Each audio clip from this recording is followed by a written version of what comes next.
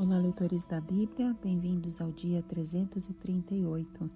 Eu sou a Tati Camargo do Mulheres com Fé e juntos estamos lendo a Bíblia por completo, com apenas 15 minutos por dia e alguns minutos adicionais para o mini estudo bíblico.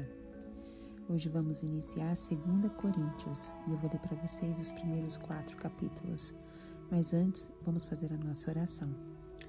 Senhor Deus, amado Pai, muito obrigada pela Tua presença nas nossas vidas. Obrigada, Senhor Deus, por ser um Deus tão bondoso, zeloso, um Deus que se preocupa conosco, um Deus cheio de poder, um Deus que faz com apenas num piscar de olhos, com uma palavra, com um toque, as coisas que são impossíveis para nós se tornarem possíveis, porque não há nada impossível para o Senhor.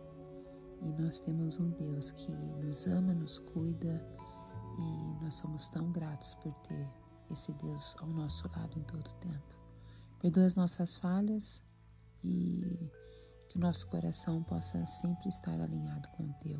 Nos ajude nesta caminhada, na leitura que iremos fazer hoje, que o Teu Espírito Santo possa estar nos conduzindo, nos dando compreensão, entendimento, sabedoria ao lermos a Tua palavra. Em nome de Jesus. Amém. 2 Coríntios capítulo 1. Paulo, apóstolo de Cristo Jesus pela vontade de Deus, e o irmão Timóteo, a igreja de Deus que está em Corinto, com todos os santos de toda a Acaia. A vocês, a graça e a paz da parte do nosso Deus Pai e do Senhor Jesus Cristo. Deus é o nosso Consolador. Bendito seja o Deus e Pai de nosso Senhor Jesus Cristo, Pai das misericórdias e Deus de toda consolação, que nos consola em todas as nossas tribulações, para que, com a consolação que recebemos de Deus, possamos consolar o que estão passando por tribulações. Pois assim como os sofrimentos de Cristo transbordam sobre nós, também por meio de Cristo transborda a nossa consolação. Se somos atribulados, é para a consolação e salvação de vocês. Se somos consolados, é para a consolação de vocês, a qual lhes dá a paciência para suportarem os mesmos sofrimentos que nós estamos padecendo. E a nossa esperança em relação a vocês está firme, porque sabemos que da mesma forma como vocês participam dos nossos sofrimentos, participam também da nossa consolação. Irmãos, não queremos que vocês desconheçam as tribulações que sofremos na província da Ásia, as quais foram muito além da nossa capacidade de suportar, ao ponto de perdermos a esperança da própria vida. De fato, já tínhamos sobre nós a sentença de morte, para que não confiássemos em nós mesmos, mas em Deus, que ressuscita os mortos. Ele nos livrou e continuará nos livrando de tal perigo de morte. Nele temos colocado a nossa esperança de que continuará a livrar-nos, enquanto vocês nos ajudam com as suas orações. Assim muitos darão graças por nossa causa, pelo favor a nós concedido em resposta às orações de muitos. Paulo muda seus planos. Este é o nosso orgulho, a nossa consciência dá testemunho de que nós temos conduzido no mundo, especialmente em nosso relacionamento com vocês, com santidade e sinceridade provenientes de Deus, não de acordo com a sabedoria do mundo, mas de acordo com a graça de Deus. Pois nada lhes escrevemos que vocês não sejam capazes de ler ou entender. E espero que, assim como vocês nos entenderam em parte, venham a entender plenamente que podem orgulhar-se de nós, assim como nos orgulharemos de vocês no dia do Senhor Jesus. Confiando nisso e para que vocês fossem duplamente beneficiados, planejava primeiro visitá-los em minha ida à Macedônia e voltar a vocês vindo de lá, para que me ajudassem em minha viagem para a Judéia.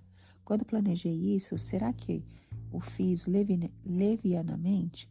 Ou será que faço meus planos de modo mundano, dizendo ao mesmo tempo sim e não? Todavia, como Deus é fiel, nossa mensagem a vocês não é sim e não, pois o Filho de Deus, Jesus Cristo, pregado entre vocês por mim e também por Silvano e Timóteo, não foi sim e não, mas nele sempre houve sim, pois quantas forem as promessas feitas por Deus, tantas tem em Cristo o sim. Por isso, por meio dele, o amém é pronunciado por nós para a glória de Deus. Ora, é Deus que faz que nós e vocês permaneçamos firmes em Cristo. Ele nos ungiu, nos selou com a sua propriedade e pôs o seu Espírito em nossos corações, como garantia do que está por vir.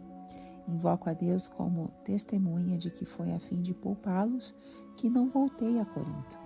Não que tenhamos domínio sobre a sua fé, mas cooperamos com vocês para que tenham alegria, pois é pela fé que vocês permanecem firmes. 2 Coríntios capítulo 2. Por isso resolvi não lhes fazer outra visita que causasse tristeza, pois, se os entristeço, quem me alegrará senão vocês, a quem tenho entristecido? Escrevi como escrevi para que quando eu for, não seja entristecido por aqueles que deveriam alegrar-me. Estava confiante em que todos vocês compartilhariam da minha alegria, pois eu lhes escrevi com grande aflição e angústia de coração e com muitas lágrimas, não para entristecê-los, mas para que soubessem como é profundo o meu amor por vocês. Perdão para o pecador. Se um de vocês tem causado tristeza, não a tem causado apenas a mim, mas também em parte para eu não ser demasiadamente severo a todos vocês. A punição que lhe foi imposta pela maioria é suficiente. Agora, ao contrário, vocês devem perdoar-lhe e consolá-lo, para que ele não seja dominado por excessiva tristeza. Portanto, eu lhes recomendo que reafirmem o amor que têm por ele. Eu lhes escrevi com o propósito de saber se vocês seriam aprovados, isto é, se seriam obedientes em tudo. Se vocês perdoam a alguém, eu também perdoo. E aquilo que perdoei, se é que havia alguma coisa para perdoar, perdoei na presença de Cristo por amor a vocês, a fim de que Satanás não tivesse vantagem sobre nós, pois não ignoramos as suas intenções. Ministros da Nova Aliança. Quando cheguei a Troade para pregar o Evangelho de Cristo e vi que o Senhor me havia aberto uma porta, ainda assim não tive sossego em meu espírito, porque não encontrei ali meu irmão Tito. Por isso despedi-me deles e fui para Macedônia. Mas graças a Deus que sempre nos conduz vitoriosamente em Cristo e por nosso intermédio exala em todo lugar a fragrância do seu conhecimento. Porque para Deus somos o aroma de Cristo entre os que estão sendo salvos e os que estão perecendo. Para estes somos cheiro de morte, para aqueles fragrância de vida. Mas quem está capacitado para tanto? Ao contrário de muitos, não negociamos a palavra de Deus visando lucro. Antes, em Cristo falamos diante de Deus com sinceridade, como homens enviados por Deus. 2 Coríntios capítulo 3. Será que com isso estamos começando a nos recomendar a nós mesmos novamente? Será que precisamos, como alguns, de cartas de recomendação para vocês ou da parte de vocês? Vocês mesmos são a nossa carta, escrita em nosso coração, conhecida e lida por todos. Vocês demonstram que são uma carta de Cristo, resultado do nosso ministério, escrita não com tinta, mas com o Espírito do Deus vivo, não em tábuas de pedra, mas em tábuas de corações humanos. Tal é a confiança que temos diante de Deus por meio de Cristo. Não que possamos reivindicar qualquer coisa com base em nossos próprios méritos, mas a nossa capacidade vem de Deus. Ele nos capacitou para sermos ministros de uma nova aliança, não da letra, mas do Espírito, pois a letra mata, mas o Espírito vivifica. A glória da nova aliança. O ministério que trouxe a morte foi gravado com letras em pedras, mas esse ministério veio com tal glória que os israelitas não podiam fixar os olhos na face de Moisés, por causa do resplendor do seu rosto, ainda que desvanecente. Não será o ministério do Espírito ainda muito mais glorioso? Se era glorioso o ministério que trouxe condenação, quanto mais glorioso será o ministério que produz justificação. Pois o que outrora foi glorioso, agora não tem glória em comparação com a glória insuperável. E se o que estava se desvanecendo se manifestou com glória, quanto maior será a glória do que permanece. Portanto, visto que temos tal esperança, mostramos muita confiança. Não somos como Moisés, que colocava um véu sobre a face para que os israelitas não contemplassem o resplendor que se desvanecia. Na verdade, a mente deles se fechou, pois até hoje o mesmo véu permanece quando é lida a antiga aliança. não foi retirado, porque é somente em Cristo que ele é removido. De fato, até o dia de hoje, quando Moisés é lido, um véu cobre os seus corações. Mas quando alguém se converte ao Senhor, o véu é retirado. Ora, o Senhor é o Espírito, e onde está o Espírito do Senhor, ali há liberdade. E todos nós que com a face descoberta contemplamos a glória do Senhor, segundo a sua imagem, estamos sendo transformados com glória cada vez maior, a qual vem do Senhor, que é o Espírito. 2 Coríntios capítulo 4. Tesouros em vasos de barro. Portanto, visto que temos esse ministério, pela misericórdia que nos foi dada, não desanimamos. Antes renunciamos aos procedimentos secretos e vergonhosos, não usamos de engano nem torcemos a palavra de Deus. Ao contrário, mediante a clara exposição da verdade, recomendamos a consciência de todos diante de Deus. Mas se o nosso evangelho está encoberto, para os que estão perecendo, é que está encoberto. O Deus dessa era cegou o entendimento dos descrentes, para que não vejam a luz do evangelho da glória de Cristo, que é a imagem de Deus. Mas não pregamos a nós mesmos, mas a Jesus Cristo Senhor e a nós como escravos de vocês por causa de Jesus. Pois Deus, que disse, das trevas resplandeça a luz, Ele mesmo brilhou em nossos corações para a iluminação do conhecimento da glória de Deus na face de Cristo. Mas temos esse tesouro em vasos de barro, para mostrar que esse poder, que a tudo excede, provém de Deus e não de nós. De todos os lados somos pressionados, mas não desanimados. Ficamos perplexos, mas não desesperados. Somos perseguidos, mas não abandonados. Abatidos, mas não destruídos. Trazemos sempre em nosso corpo morrer de Jesus, para que a vida de Jesus também seja revelada em nosso corpo. Pois nós que estamos vivos, somos sempre entregues à morte por amor de Jesus, para que a sua vida também se manifeste em nosso corpo mortal. Está escrito: cri, por isso falei. Com este mesmo espírito de fé nós também cremos, e por isso falamos, porque sabemos que aquele que ressuscitou o Senhor Jesus dentre os mortos também nos ressuscitará com Jesus e nos apresentará com vocês. Tudo isso é para o bem de vocês, para que a graça que está alcançando um número cada vez maior de pessoas faça que transbordem as ações de graça para a glória de Deus. Por isso não desanimamos, embora exteriormente estejamos a desgastar-nos, interiormente estamos sendo renovados dia após dia, pois os nossos sofrimentos leves e momentâneos estão produzindo para nós uma glória eterna, que pesa mais do que todos eles. Assim fixamos os olhos não naquilo que se vê, mas no que não se vê, pois o que se vê é transitório, mas o que não se vê é eterno. Amém. A carta de 2 Coríntios nos convida a entrar no coração de um pastor comprometido e desafiado por uma igreja turbulenta. Ao longo das suas páginas encontramos Paulo em uma mistura de amor, exortação e defesa pessoal, revelando o peso do seu ministério e a sua profunda conexão com os coríntios. Poucos livros do Novo Testamento exigem tantos dos intérpretes e tradutores quanto este. Talvez por isso ele seja menos pregado em séries nas igrejas. Contudo, aqueles que se aventuram em seus ensinamentos descobrem uma riqueza espiritual única, com princípios eternos para a vida cristã. A autoria de 2 Coríntios é amplamente atribuída ao apóstolo Paulo. Paulo escreveu aos Coríntios, uma igreja que ele mesmo havia fundado durante a sua segunda viagem missionária. Naquela ocasião, ele permaneceu por 1 ano e meio em Corinto, um período significativo tanto para ele quanto para a comunidade cristã que ali nascia. Corinto era uma cidade marcada por sua agitação cultural e moralidade duvidosa. Embora tivesse sido destruída e posteriormente reconstruída pelos romanos em 46 a.C., seus antigos vícios continuaram a se manifestar. Paulo escreveu aos romanos sobre a degradação humana, provavelmente tinha em mente o cenário que ele testemunhava em Corinto.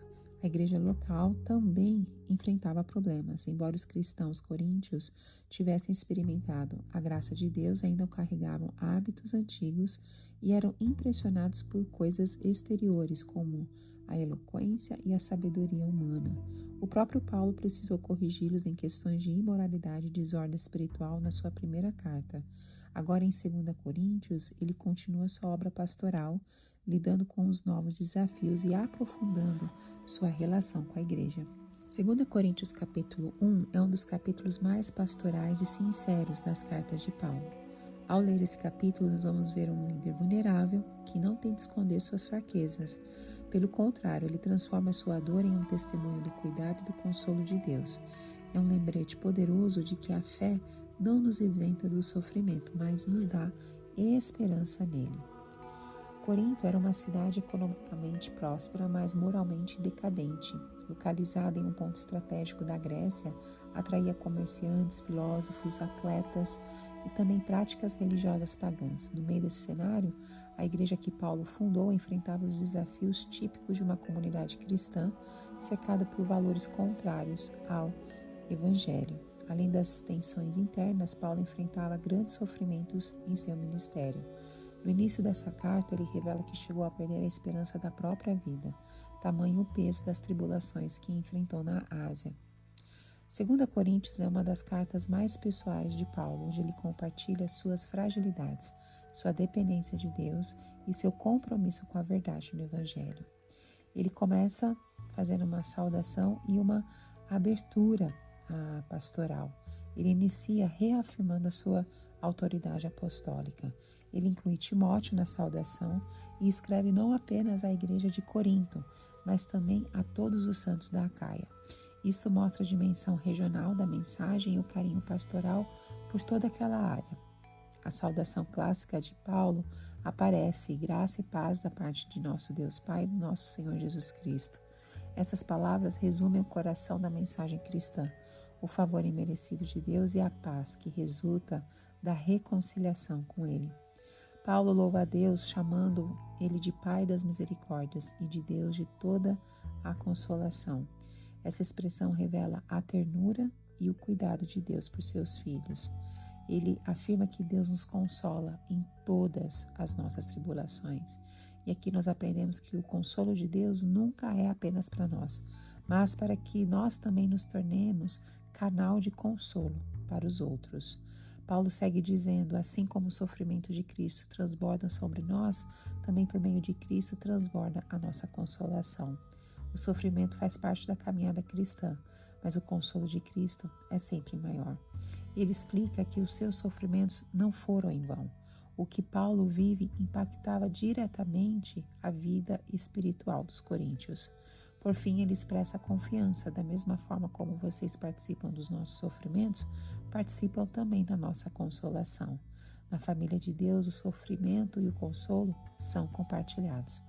Paulo abre o coração sobre uma experiência extrema, falando sobre as tribulações que eles sofreram na província da Ásia, as quais foram muito além da capacidade que eles podiam suportar, a ponto de perderem a esperança da própria vida.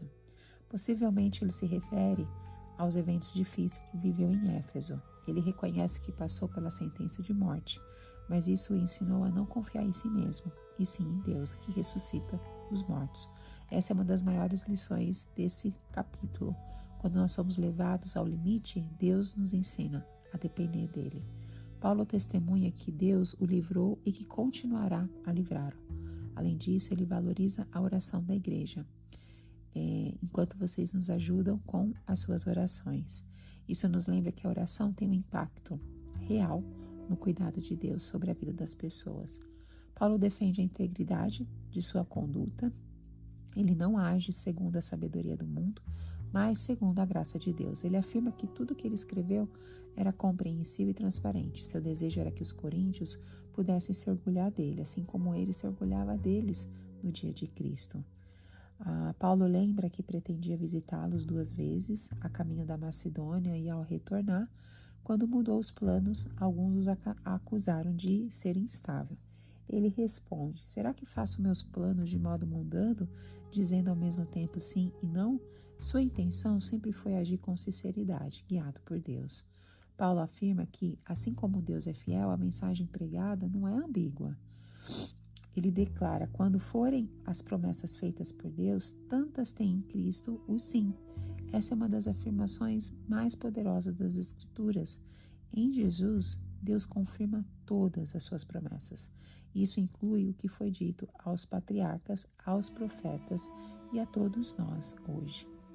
Por meio dele, o amém é pronunciado por nós para a glória de Deus. Nossa resposta é confiar, dizer assim seja, porque Deus é fiel.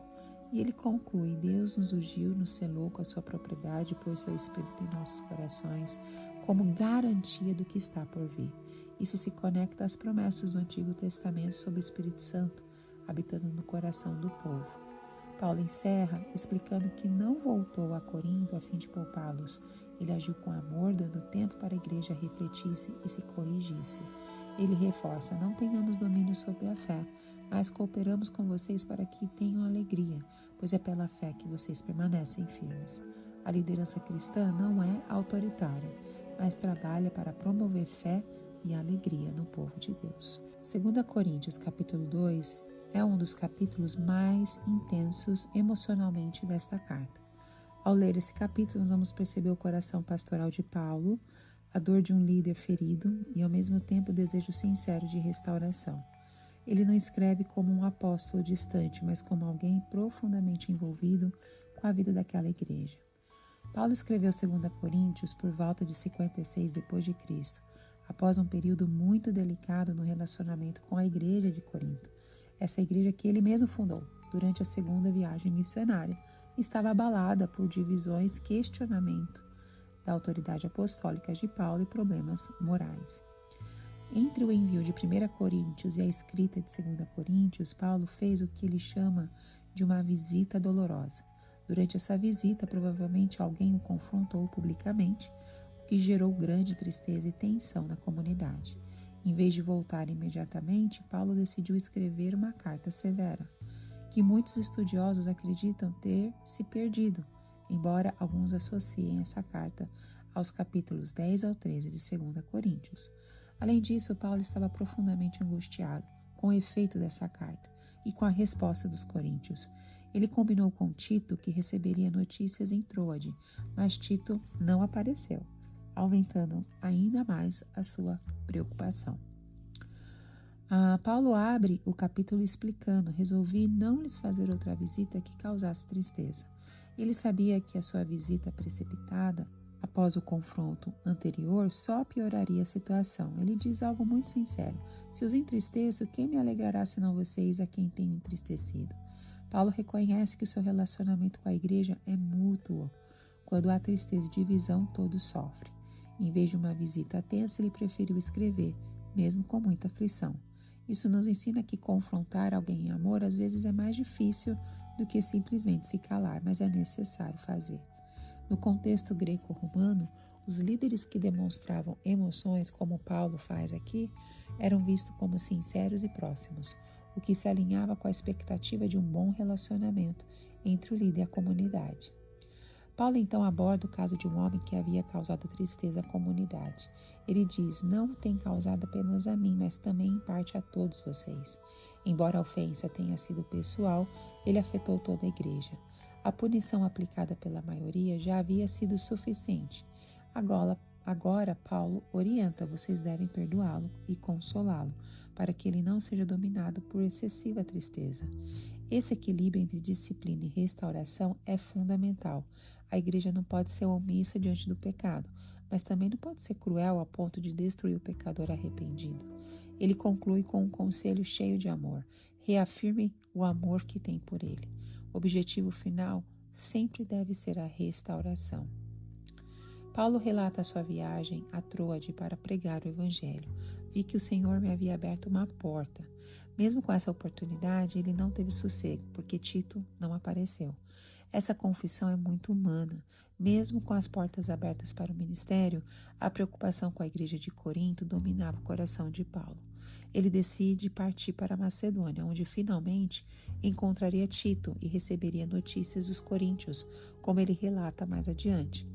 Esse trecho nos mostra que os líderes espirituais também sentem ansiedade, preocupação e necessidade de apoio emocional. Paulo, o grande apóstolo, ansiava pela companhia e pelas notícias do seu amigo Tito. Ele muda o tom da carta com uma expressão de gratidão. Graças a Deus que sempre nos conduz vitoriosamente em Cristo. Ele usa a imagem de um cortejo triunfal romano, em que um general vitorioso desfila pelas ruas com seus cativos e com um aroma de incenso preenchendo o ar. Para Paulo, Cristo é o vitorioso. Nós, seus seguidores, somos como cativos conquistados por seu amor, marchando com ele, exalando o aroma do conhecimento dele por toda parte. Mas esse aroma tem efeitos diferentes. Para estes somos cheiro de morte, para aqueles fragrância de vida. A mesma mensagem do Evangelho salva quem crê e revela o juízo sobre quem rejeita. Ele conclui com um contraste direto. Ao contrário de muitos, não negociamos a palavra de Deus visando lucro. Aquele critica os falsos mestres que comercializavam o Evangelho por interesse pessoal.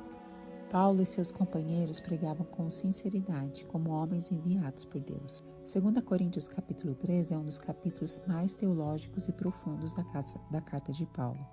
Quando nós lemos esse capítulo, percebemos um líder que não apenas defende seu ministério, mas também revela a grandiosidade do Evangelho. Paulo nos leva a enxergar a diferença entre a antiga e a nova aliança e nos lembra de algo fundamental: só o Espírito de Deus transforma o coração humano.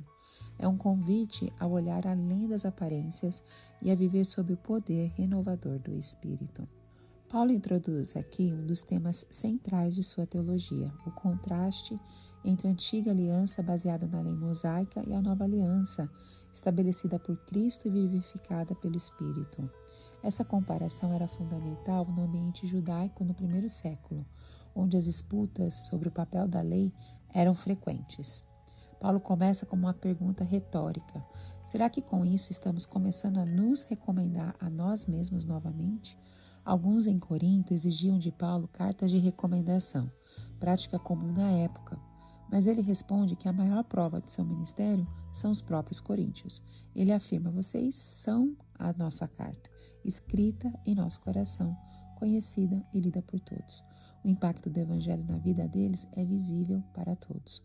Paulo aprofunda ainda mais. Vocês demonstram que são uma carta de Cristo, resultado do nosso ministério, escrita não com tinta, mas com o Espírito de Deus vivo, não em tábuas de pedra, mas em tábuas de corações humanos.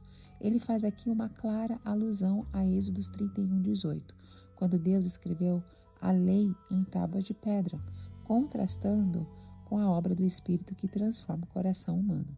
Aqui, a maior evidência do Evangelho não são os documentos, mas são as vidas transformadas. Paulo segue dizendo: tal é a confiança que temos diante de Deus por meio de Cristo. Sua segurança não vem de si mesmo, mas do chamado e capacitação de Deus.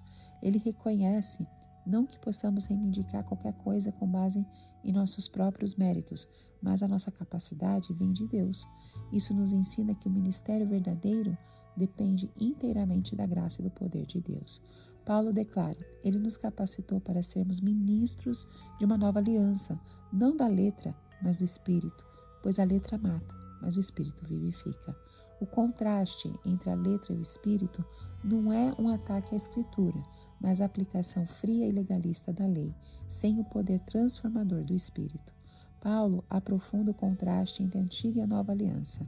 O ministério que trouxe a morte foi gravado com letras em pedras, mas esse ministério veio com tal glória que os israelitas não podiam fixar os olhos na face de Moisés por causa do resplendor do seu rosto, ainda que desvanecente. Aqui ele se refere ao episódio de Êxodo 34, quando o rosto de Moisés brilhava após ele receber as tábuas da lei. Apesar da glória daquele momento, ela era passageira, assim como o ministério baseado apenas na letra.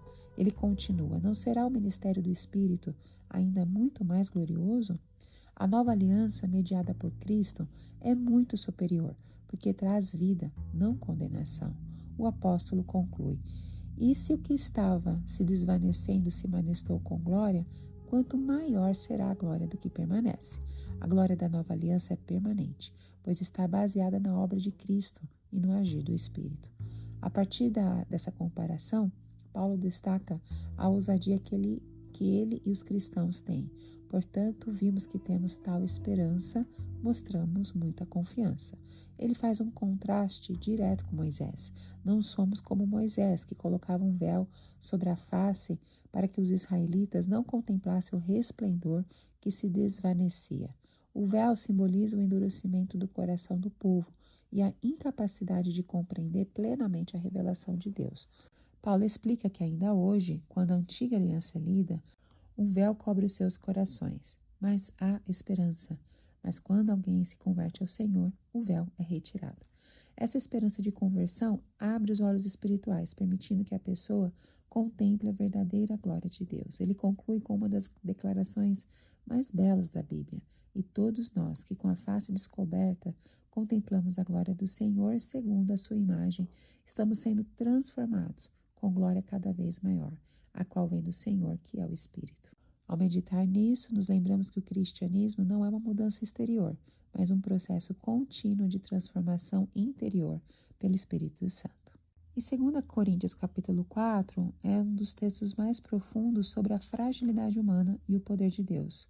Nós percebemos como Paulo encara com realismo suas limitações, sem perder de vista a grandiosidade do evangelho que carrega. Ele reconhece sua fraqueza, mas ao mesmo tempo exalta o poder de Deus que transforma vidas e traz esperança, mesmo em meio ao sofrimento. Paulo começa afirmando: portanto, visto que temos esse ministério pela misericórdia que nos foi dada, não desanimamos. Ele entende que para ser chamado para proclamar o evangelho é um ato de misericórdia divina, não um mérito pessoal. A fragilidade humana não o desanima, porque o poder pertence a Deus. Ele também deixa claro que renuncia aos métodos vergonhosos e ocultos. Não usamos de engano nem torcemos a palavra de Deus. Aqui nós percebemos a seriedade com que Paulo trata a pregação, transparência, integridade e compromisso com a verdade. No mundo atual tão cheio de manipulações e distorções, esse chamado à integridade ainda soa necessário. Paulo nos ensina que o ministério não é palco para a autopromoção, mas para a exposição sincera da verdade. E ele admite, mas se o nosso evangelho está encoberto, para os que estão perecendo é que está encoberto. O problema não está no evangelho, mas na cegueira espiritual das pessoas. Ele vai além. O Deus dessa era chegou ao entendimento dos descrentes para que não vejam a luz do evangelho e da glória de Cristo, que é a imagem de Deus. Essa afirmação se conecta à tradição judaica, que reconhecia que os poderes espirituais dominavam as nações. E aqui Paulo associa Satanás a esse papel de cegar e enganar. Paulo diz de forma simples: pois não pregamos a nós mesmos, mas a Jesus Cristo, Senhor. Aqui ele rebate qualquer acusação de autopromoção. O foco do ministério genuíno é Cristo e não o mensageiro. Ele prossegue: pois Deus que disse, das trevas resplandeça a luz, ele mesmo brilhou em nossos corações. Paulo faz alusão à criação em Gênesis 1:3, mostrando que a mesma voz que criou a luz agora gera a luz espiritual nos corações dos crentes.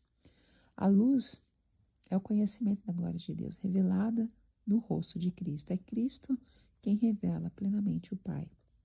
Paulo reconhece, mas temos esse tesouro em vasos de barro, para mostrar que esse poder, que a tudo excede, provém de Deus e não de nós.